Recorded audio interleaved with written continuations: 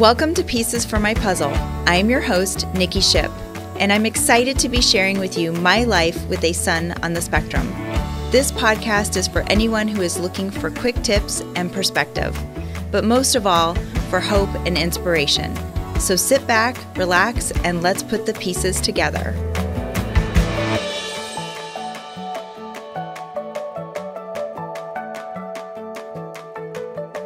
Hello, and welcome back to another episode of Pieces for My Puzzle. I am your host, Nikki Ship. Thank you so much for joining us today. Last week, we talked about how to bring a dog into your home with your child on the spectrum. Hopefully, if you didn't get a chance to tune into that podcast, please do. There's some wonderful quick tips in there, and you'll get to hear a little bit about our dog, Boba. This week, we are going to talk about the head games that we play with ourselves as a parent, especially with a kiddo on the spectrum. And I have to be honest that this might be a little bit more of a tough love episode today, and you may or may not like what I have to say, but I feel that the message needs to be heard and it needs to be given.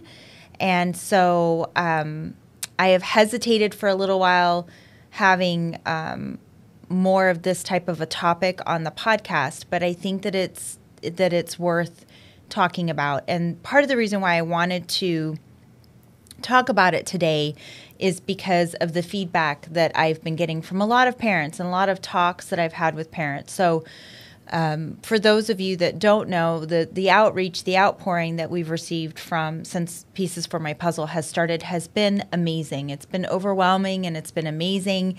And it makes me so happy that it's helping people in a way that maybe it hasn't helped them before.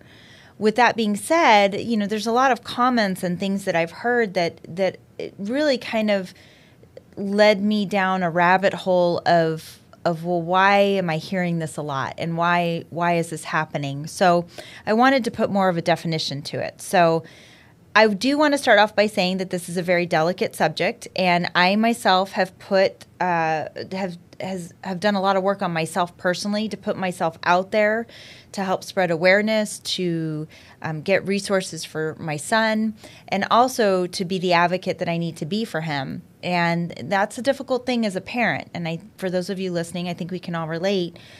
I get asked really often, how do you do it?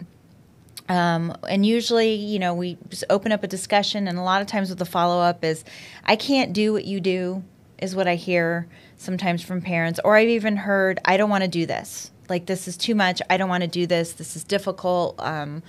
And the answer to all of those questions is first of all, is that yes, you can do it. And secondly, you need to scratch yourself from saying those things, scratch them out of your head, right? Like, that shouldn't even be a thought, but it is difficult. And my question to basically all of you listening today is, what belief system have you created for yourself as an adult? Think about that for a minute. And I ask this because the way that you think, the way that you act, and how you choose to respond does influence how you find resources, how you find care for your child, and even how you advocate for your child. Your predispositions and your beliefs can all come into play when you are trying to work those things with your child.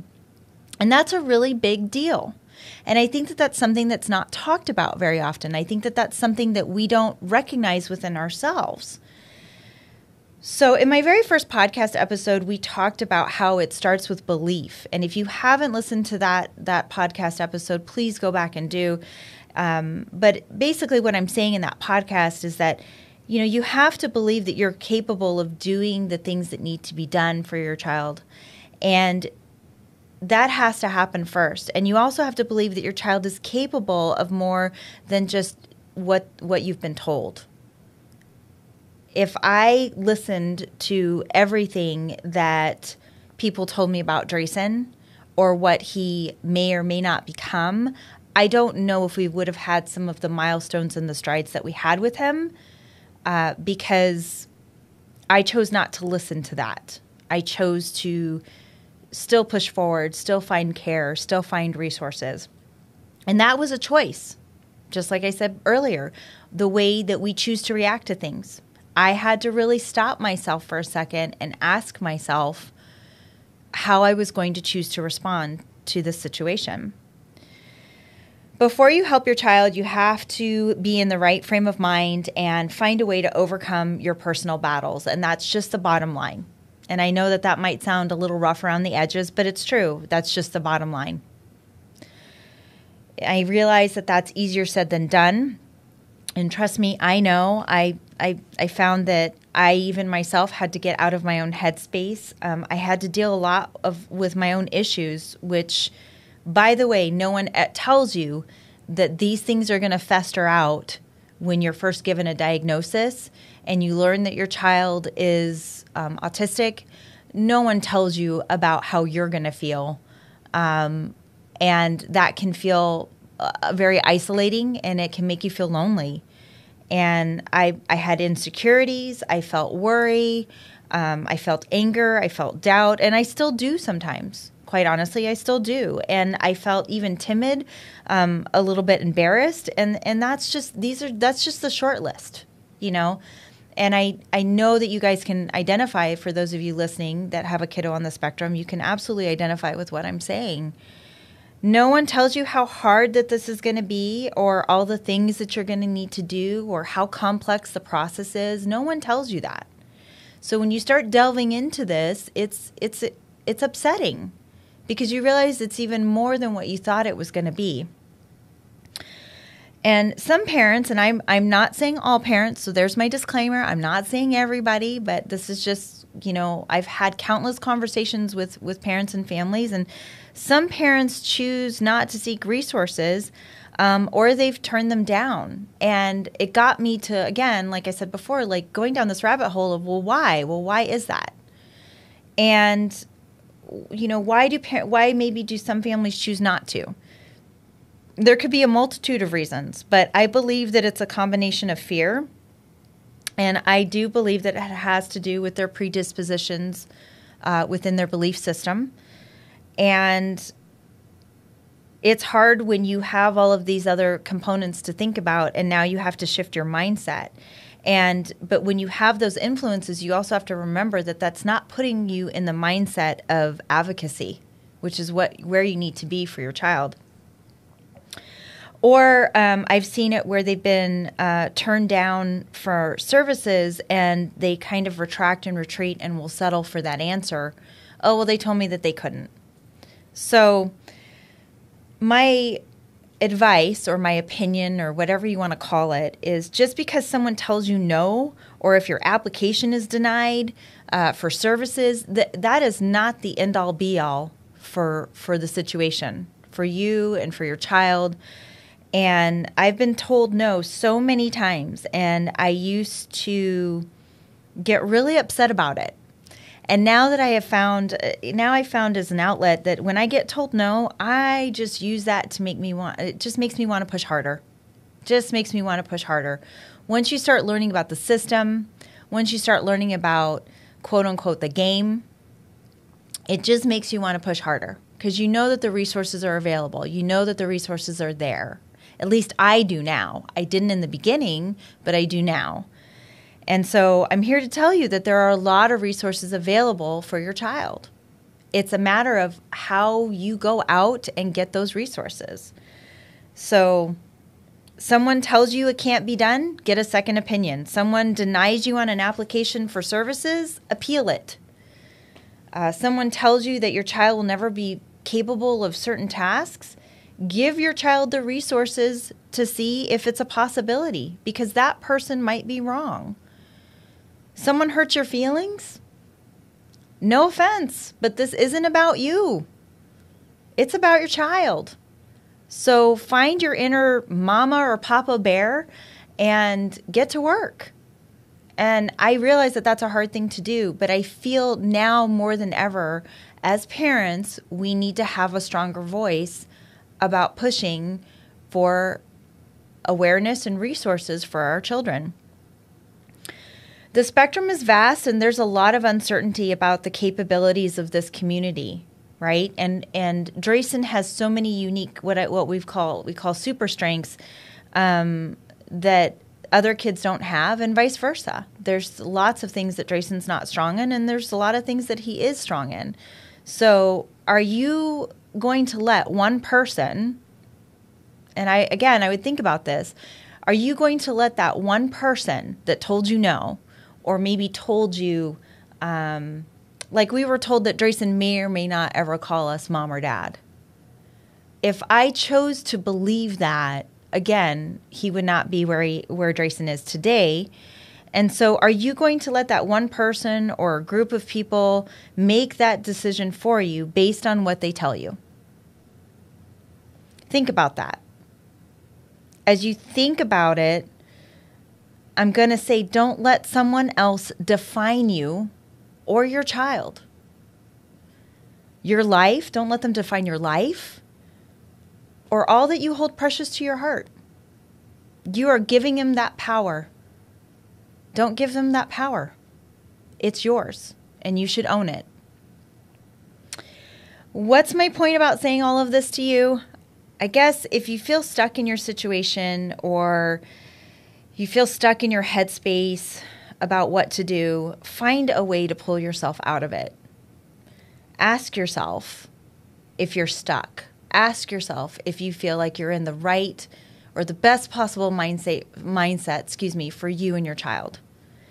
If you need to, get help. Find counseling. Find an advocate. Turn to your autism community for answers. Look for the positive and proactive answers. Don't look for the negative and the ones where they just want to complain answers. Okay? Try to make it a proactive experience. Turn to your friends and family that support you or your support group. Turn to them. Ask questions. No matter how afraid you are of the answers, keep in mind that by educating yourself, you will help feel less worried about the situation. The more you know, the more prepared you'll feel, the more empowered you'll feel to make decisions for you and your family. We've talked on past episodes about the very positive and awesome things about autism, so all I can say is just to remember to always embrace it. Sometimes when we go against the grain, it's hard, and resistance is hard, but we have to remember what may be on the other side, right? So I realize that for some of you where it is difficult to hear about what to do, or you do feel like, I don't want to do this, and maybe you ignore it for a while. But just remember, the longer you put it off, then that is lost time for your child to get the resources and the care that they need. This concludes our episode for today.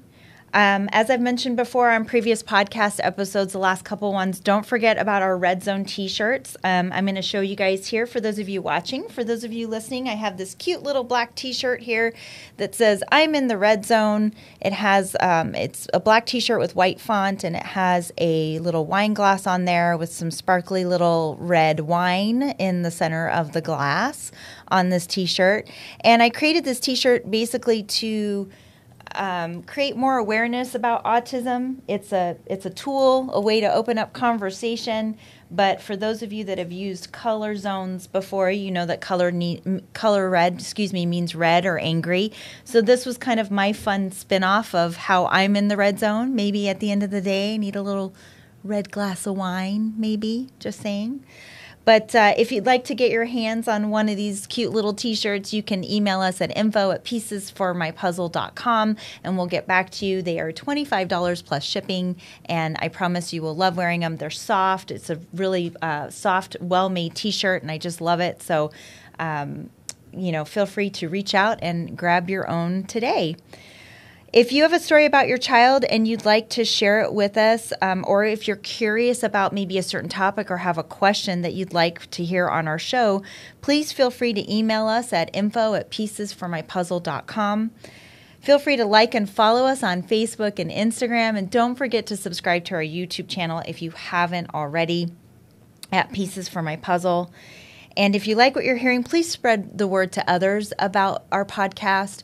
We're here to help provide resources and hope and inspiration for those that are looking for help with their kids on the spectrum, as well as just create awareness for those in the autism community and in general.